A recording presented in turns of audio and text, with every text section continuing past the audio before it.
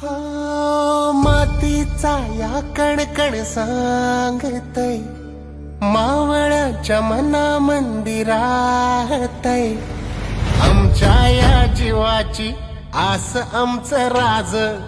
आभाळाला भिडला ह्यो झेंडा बघा आज आम्हावरी कृपा करी राजांचा ध्यास लागतय